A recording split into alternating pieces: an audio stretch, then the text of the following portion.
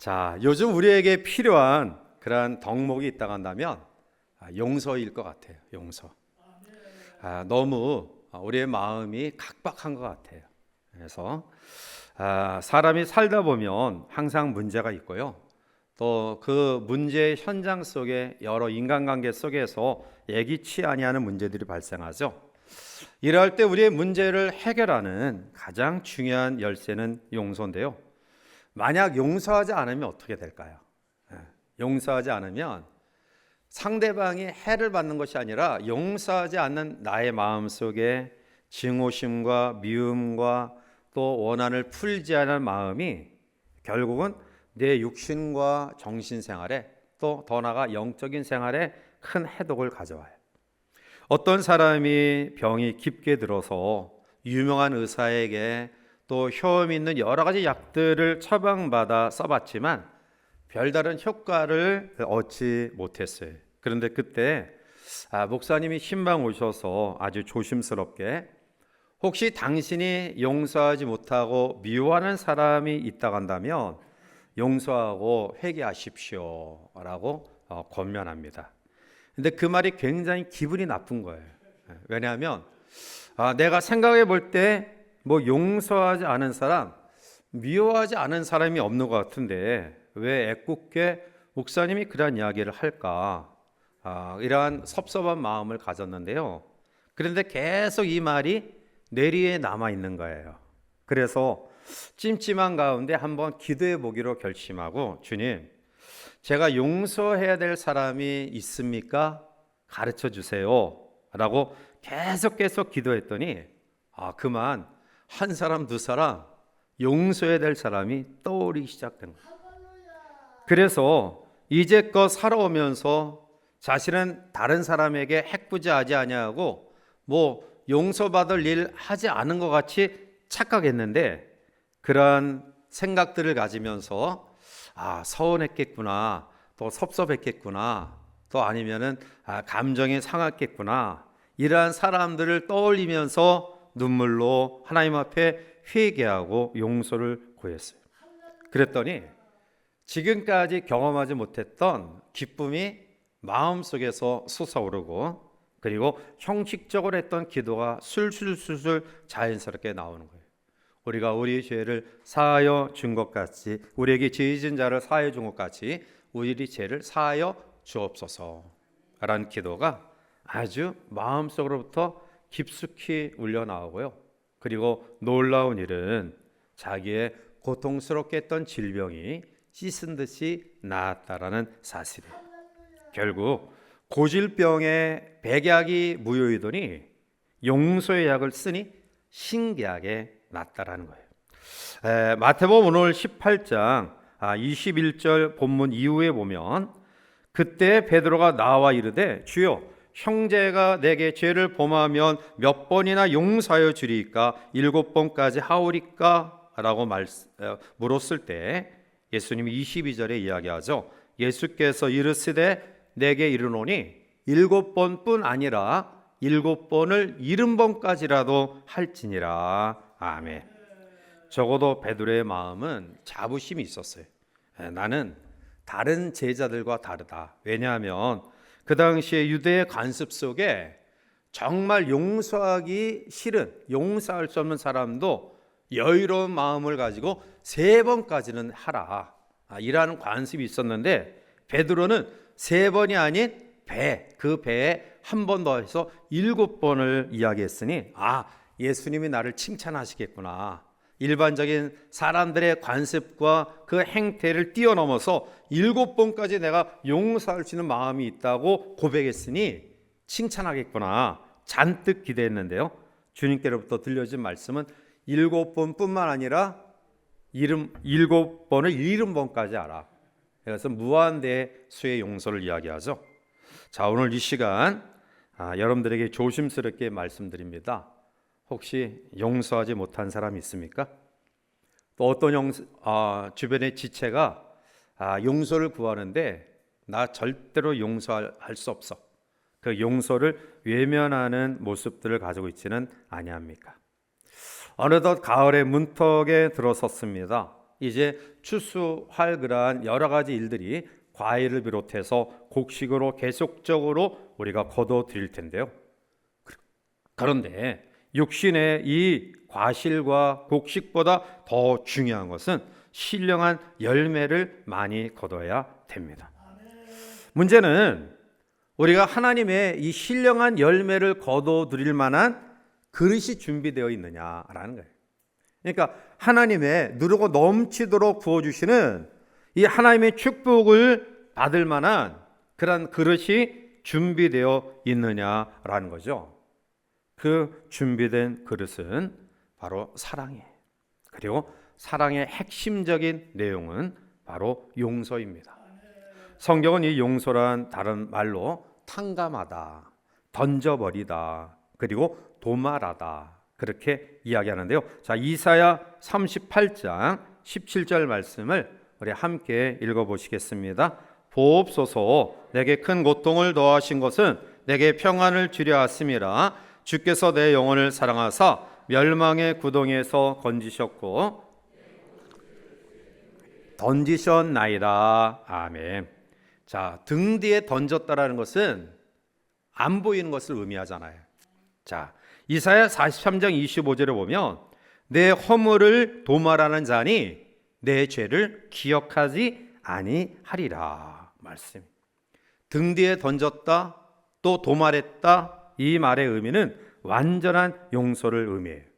자, 따라서 우리가 용서의 모험을 살펴보면서 제일 먼저 기억해야 될 것은 우리가 하나님께 용서를 받아야 구원을 받아요. 그래서 하나님의 용서를 먼저 구해야 되고요. 그것은 이제 우리 모든 성도들에게 전제된 조건으로 우리가 뒤로 넘기고 이제 그 하나님의 용서를 받은 우리들이 어떠한 삶을 살아야 되느냐. 제일 첫 번째는 자신에 대한 용서가 필요해요. 우리는 용서하면 나에게 아픔과 힘듦을 준 이웃에 대한 또 지체에 대한 가족에 대한 용서를 생각하지만 제일 먼저는 나 자신에 대한 용서예요. 그리고 두 번째로 나 자신을 용서한 사람만이 이웃을 용서할 수 있어요.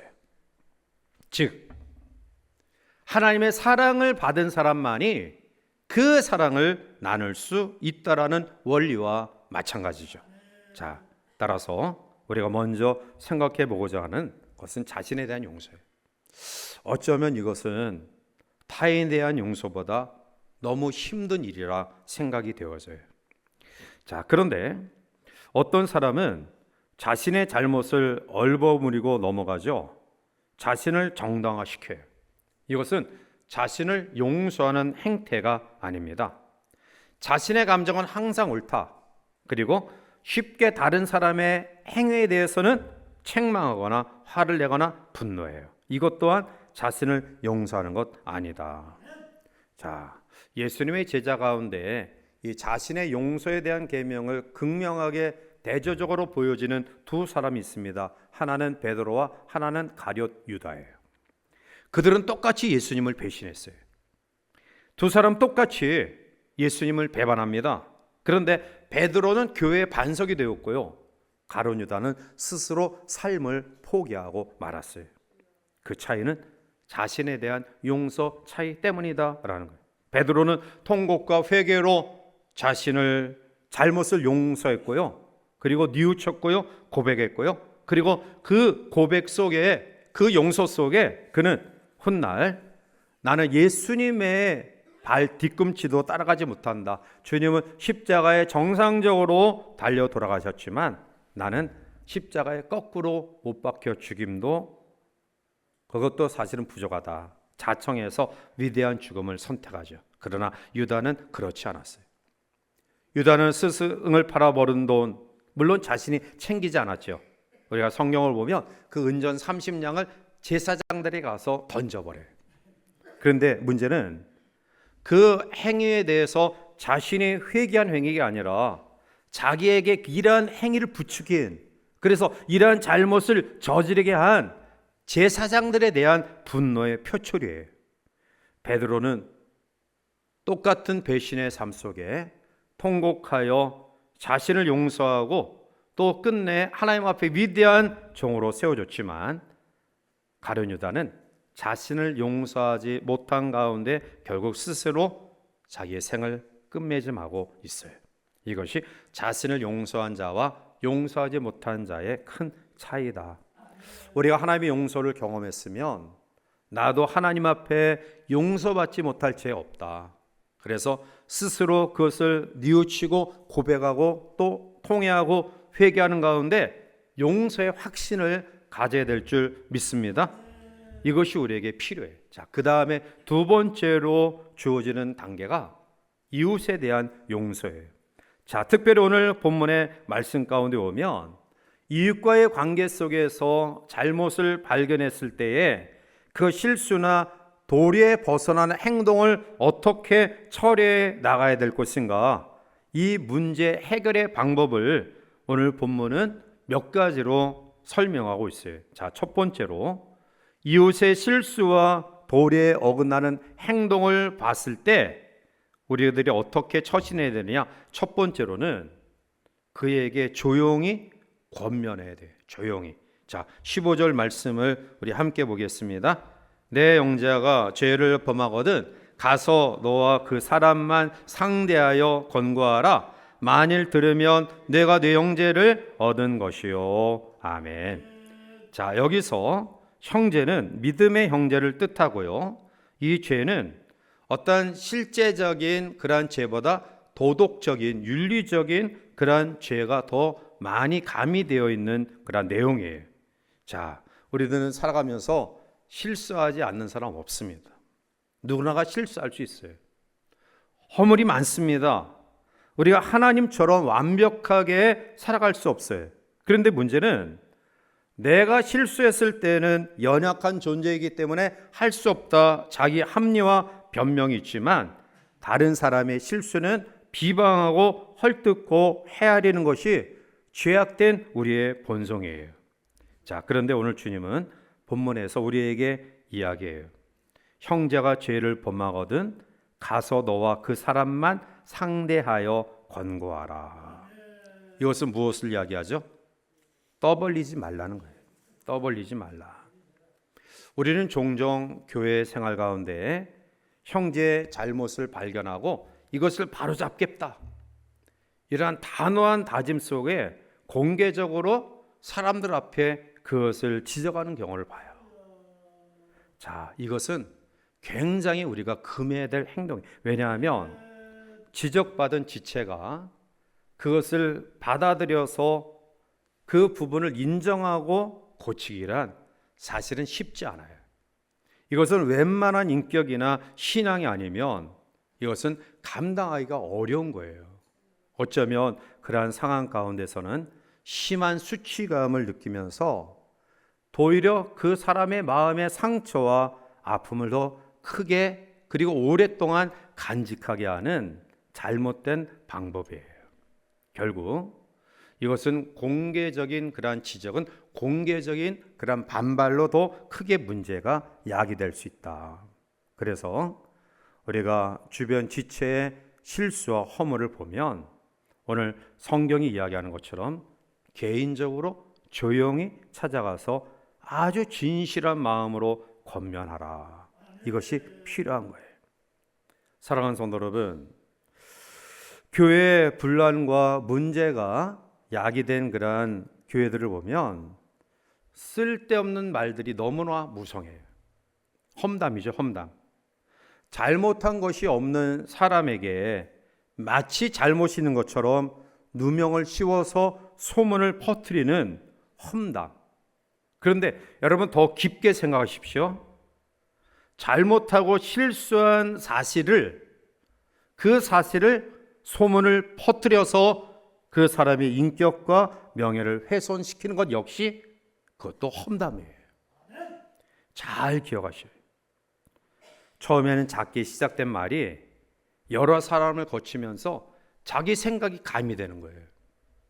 그래서 처음 말한 사람의 의도와 달리 한 사람, 두 사람, 세 사람 거쳐가면 거기에 자기 생각이 처음 말한 사람의 생각처럼 교묘하게 둔갑을 해서 이것이 눈덩이 같이 크게 벌어져요.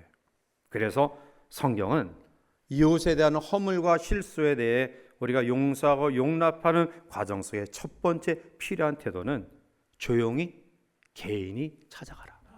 자, 두 번째, 두세 증인과 함께 권면하라 이야기죠. 자, 16절 넘어가서 함께 봅니다. 만일 듣지 않거든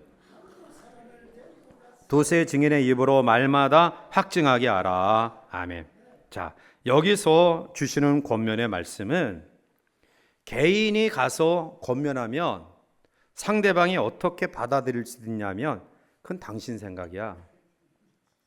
네 생각이야. 그래서 사실은 받아들이지 않을 수도 있어요. 자, 그래서 한두 사람을 데리고 가서 두세 증인의 입으로 말마다 확증하라. 이것은 권면의 타당성을 깨닫게 하라는 거예요.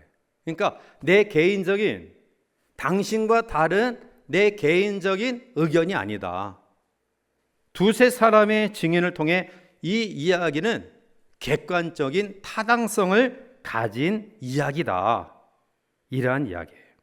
자, 그런데 여러분들이 이 말씀 속에 다시 한번 깊게 기억해야 될 부분은 개인적인 권면, 그 다음에 한두 사람에 대한 증인에 대한 권면. 무엇을 이야기하죠?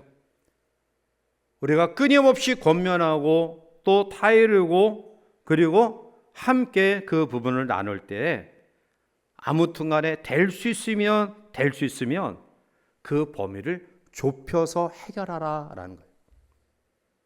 한 번 개인이 권면하고 그 다음에 두 사람을 통해 권면하라.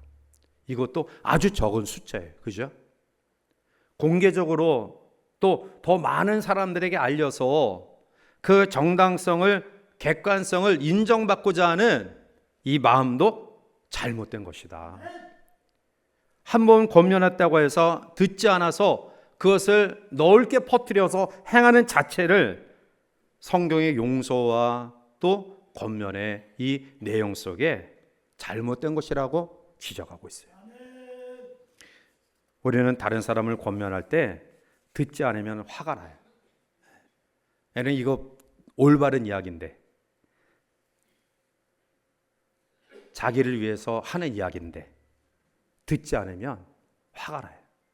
그러면 우리 마음속에 어떤 마음이 드냐 하면 여러 사람에게 이야기해서 자기의 이 주관적인 옳다라고 생각하는 것을 공감받으려고 하는 모습들을 가져요.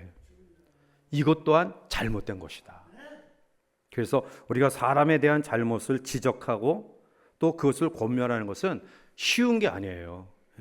그것이 내가 주관적인 판단 속에 아무리 옳다고 해도 이러한 과정을 연거푸어서 이야기하는 이유는 그것을 쉽게 우리가 표현해서는 안 된다. 왜냐하면 교회 생활 가운데 가장 큰 문제가 이러한 험담과 걸러지지 않은 이러한 언어를 통해서 시험이 들기 때문에 그런 거예요. 자, 세 번째, 두세 사람의 증인으로 권면하죠. 그 다음에는 교회의 이름으로 권면하라. 자, 17절 넘어가서 우리 함께 보겠습니다. 만일 그들의 말도 듣지 않거든 교회의 말하고 교회의 말도 듣지 않거든 이방인과 세리와같이 여기라. 아멘. 이것은 교회의 거룩성을 지키기 위한 노력이에요. 또한 이 말씀은 아무리 심각한 죄인을 할지라도 그 영혼에 대한 주님의 사랑과 교회의 인내를 가르쳐 주라라는 거예요. 결국 이 말씀도 아무리 강팍한 마음의 소유자라도 너무 쉽게 정죄하고 비난하는 일은 없어야 된다라는 거예요. 결국 주님의 마음을 우리가 읽어야 돼. 이 말씀 속에 주님이 교훈하시는 주님의 마음, 그것은 용서와 사랑과 용납과 그리고 최소한의 그러한 상황 속에서 권면하고 타일러라라는 말씀이에요. 쉽지 않지만 이러한 계명을 지킬 때에 이제 18절부터 주어지는 말씀은 결과를 18, 19, 20절에 하나씩 그 결과를 우리에게 말씀하고 있어요. 사랑하고 용서한 결과 첫 번째는 풀어지는 역사가 있다. 자, 18절 넘어가서 함께 봅니다. 진실로 너희에게 이르노니 무엇이든지 너희가 땅에서 매면 하늘에서도 매일 것이요 무엇이든지 땅에서 풀면 하늘에서도 풀리리라. 아멘. 이 말씀을 쉽게 이야기하면 사랑과의 관계 속에서 용서하지 못하고 화해하지 못하면 하나님과의 관계 속에서도 늘 우리는 그러한 부담감과 중압감을 가지고 살아가게 돼요. 그런데 땅에서 사람들 관계 속에서 용서하고 화해하고 살아가면 하나님이 나에게 주시는 용서와 사랑의 그 폭넓은 기쁨과 그리고 화해된 희락을 경험하게 돼요. 그야말로 사랑하고 용서하면 모든 것이 풀리는 역사가 나타난다라는, 오늘 이 시간 여러분들 마음속에 또 생활 속에 왠지 꼬이고 잘 매듭이 풀리지 않은 것 같은 그러한 일들이 우리 가운데 지속되어진다고 한다면 선행적으로 내가 하나님 앞에 풀어야 될 용서와 사랑의 문제가 있지 않느냐, 이러한 것을 다시 한번 풀어 우리의 주어진 삶에 묶여진 매듭들이 다 풀려지는 역사가 있기를 주님의 이름으로 축원합니다. 두 번째는 기도 응답이에요. 기도 응답. 자, 19절 넘어가서 함께 봅니다. 진실로 다시 너희에게 이르노니 너희 중에 두 사람이 땅에서 합심하여 무엇이든지 구하면 하늘에 계신 내 아버지께서 그들을 위하여 이루게 하시리라. 아멘. 자, 여기서 우리 기억해야 될 부분은 두 사람이 누구냐라는 거예요. 두 사람이. 우리가 앞에서 계속해서 말씀을 연결해서 풀어보면 이 두 사람은 범죄한 사람, 실수한 사람, 용서한 사람, 그리고 그를 뜨겁게 사랑하는 마음으로 긍휼과 애정의 마음으로 권면한 사람, 두 사람이 함께 기도하면 그 모든 기도가 이루어진다라는 거예요. 다른 사람과 원한이나 오해가 있으면 우리가 기도가 안 돼요.